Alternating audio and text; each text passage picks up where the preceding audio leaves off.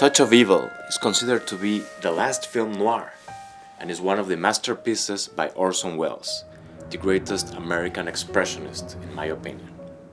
I'm going to talk about the 5 points that make this DVD worth your while.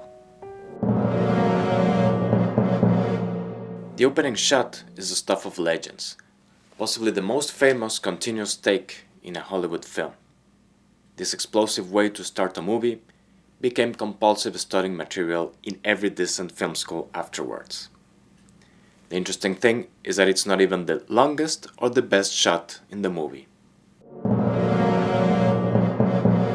This movie was shot in anamorphic widescreen, which is uncommon for film noirs, giving it a more horizontal aesthetic rather than the usual vertical. But this might be one of the key aspects that makes it such a special film, because Welles is able to use the extra horizontal space to create scenes that are even more claustrophobic than in the smaller screen. When the movie was cut originally, Orson Welles didn't like it, so he wrote a long memo, possibly the longest memo in Hollywood history, giving instructions on how to fix everything to make the best possible movie. The producers dismissed this memo and released the movie as it was.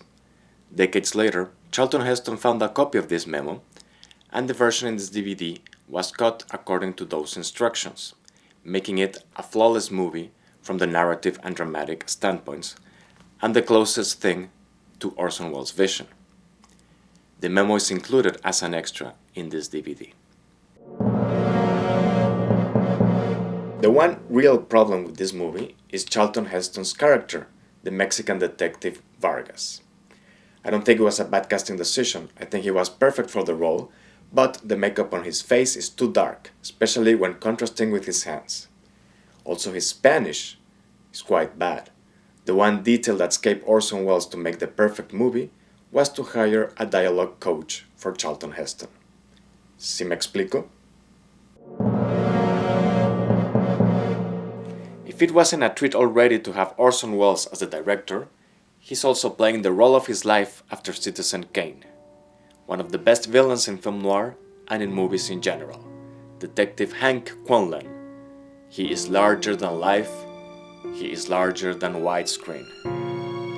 All in all, this movie is an expressionistic extravaganza, a journey into the darkness of humankind, a touch of evil, just like the title promises. I'm Falcux, and the DVD meter for Touch of Evil reads 4.5 stars.